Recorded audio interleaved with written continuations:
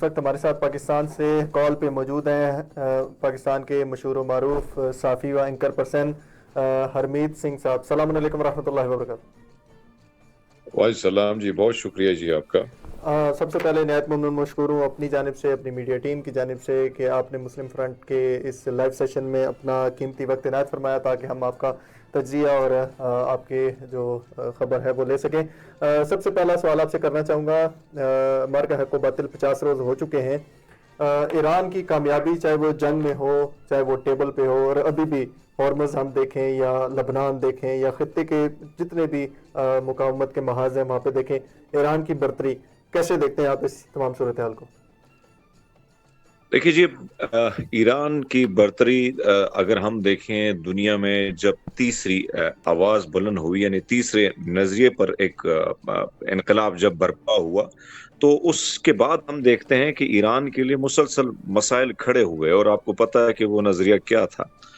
और उस नज़रिए के बिना पर ये रियासत और इस्लामिक रिवॉल्यूशन जिस तरीके से इसकी राह में मुश्किलात खड़ी की गई, जिस तरीके से इनके रास्तों को में रुकावटें डाली गई, उसके बावजूद मुझे तो बड़ी हैरानी थी कि अचानक रिवॉल्यूशन आता और फिर वो लोग जो शाह के दौर से उसके बाद वो जिस तरीके से इकट्ठ होता है उनका, और जिस तरीके से मुख्तलिफ दुनिया की एजेंसीज ने इस मुल्क में काम करने की कोशिश की, लेकिन उसके बावजूद अगर हम देखें आज पूरी दुनिया, यानी इस वक्त जो मैं जंग को बड़े करीब से देख रहा हूँ, यानी वो एक तकब्बुर, वो गरूर, वो जिस रोयानियत से इसराइल के वज़ीर आज़म नेतन्याहू और डोनाल्ड ट्रंप ने जिस जिस तरीके से दावे किए थे कि शायद ऐसा लग रहा था कि, क्योंकि मैं तो खुद ईरान आ चुका हूँ, मैं तेहरान को, मैं जी इन जी। सब इलाकों में घुमा हूँ, तो मुझे तो पता था, वहाँ के लोगों से मेरी मुलाकातें थी, वहाँ के पॉलिटिशियन से, वहाँ के आपके फौज के लोगों से,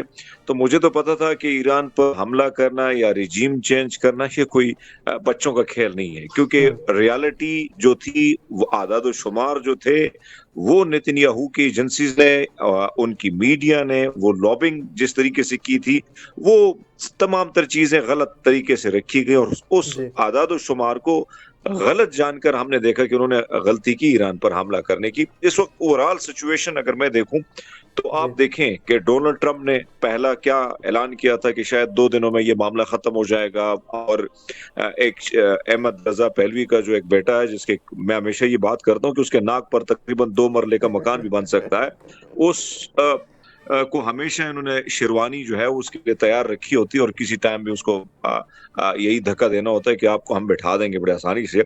लेकिन आपने देखा कि डोनाल्ड ट्रंप रिजीम चेंज करने में भी बुरी बुरी तरह नाकाम रहा। फिर यहाँ पर हमने देखा कि वो तहजीब को मिटाना चाहता था, हालांकि ईरान 6000 साल तारीख रखता है, और तारीख गवाह है, दुनिया में कई ममालिक, हत्ता के अमेरिका भी बरतानिया की कॉलोनी रहा है, लेकिन ईरान बरतानिया की कॉलोनी नहीं रहा। इसके साथ साथ उसकी और तारीख अगर माजी में आप जाएं, तो उनके जो ग्रीक्स के साथ या दीगर जो रोमन्स के साथ उनकी जो लड़ाई झगड़े हुए हैं, और उन मौरकों में उनको कई मौरकों में उनको फतह भी हासिल हुई है, तो ये इस तारीख को, तहजीब को आप किसी की नहीं मिटा सकते। मंगोल बिल्कुल। आए, आपने बगदाद देखा, बगदाद में जो तबाही हुई, लेकिन क्या हुआ? क्या उनकी तारीख मिट गई? क्या उनकी तहजीब मिट गई? ऐसा नहीं हो सकता, कभी भी नहीं हो जी सकता। ईरानियों की 6000 साल पुरानी तारीख, उसको मिटाने के लिए डोनाल्ड ट्रंप आया था। यही डोनाल्ड ट्रंप था जो कह रहा था कि मैं ईरानियों से बात नहीं करूंगा। आज तरले मिनते, इससे पहले भी आपको याद होगा जब इसराइल और ईरान, यानी इसराइल ने जो जंग मुसल्लत की और ईरान ने अपने जी। हिफाजत के लिए जो इकदाम उठाया, तो 12 दिनों की उस लड़ाई में सरेंडर कौन हुआ? हम्म। तारीख गवाह है, अमेरिका ने सरेंडर किया। इस बार जो 40 दिनों की लड़ाई है, मुझे आप बताएं कि 10 दिन बाद सरेंडर होने के लिए कौन तैयार था? अमेरिका तैयार था। तो जी ओवरऑल ये नहीं होता कि अगर हम ये कहें कि भाई हमने आपके टैंक्स तबाह कर दिए, हमने आपके फौज तबाह कर दी,